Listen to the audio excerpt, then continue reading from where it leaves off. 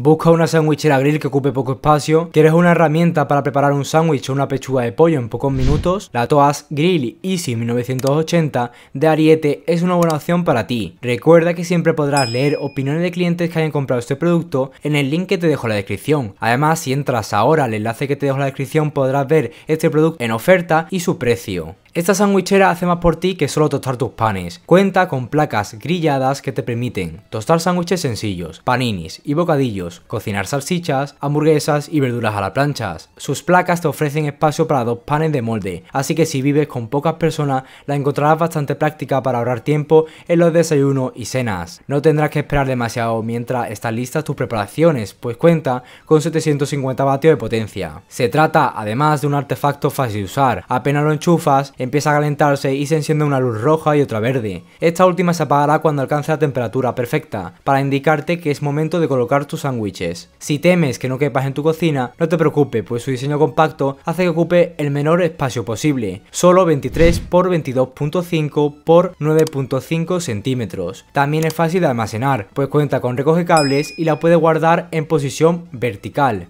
Para esta sandwichera deberás reservar un espacio cerca de una toma de corriente, pues según sus usuarios el cable puede resultar algo corto. Pocas cosas son tan molestas como tener que limpiar el queso fundido después de usar una sandwichera. Por eso algunos modelos incluyen placas con recubrimiento antiadherente, que hace la limpieza mucho más fácil para ti. Este es el caso de la Toast Grill Easy 1980, cuyas planchas antiadherentes resultan muy sencillas de limpiar. Basta con que utilices un paño húmedo. Claro, no es la sandwichera más resistente de todas si usas esponjas abrasivas, puede desgastar el recubrimiento antiadherente. También debes saber que las planchas de este modelo solo se abren hasta un ángulo de 90 grados, por lo tanto no te las recomiendo para calentar alimentos demasiado gruesos. Va bien para una pechuga de pollo o un sándwich sencillo, pero no para uno de 2 o 3 pisos. Si te gusta la característica de este producto y quieres saber más información sobre él, conocer su precio y leer opiniones de clientes que hayan comprado este producto, te dejo un link en la descripción para que puedas entrar y ver todo lo que necesites. Gracias por ver el vídeo hasta el final y recuerda suscribirte al canal de YouTube para no perderte las próximas ofertas que vayamos trayendo.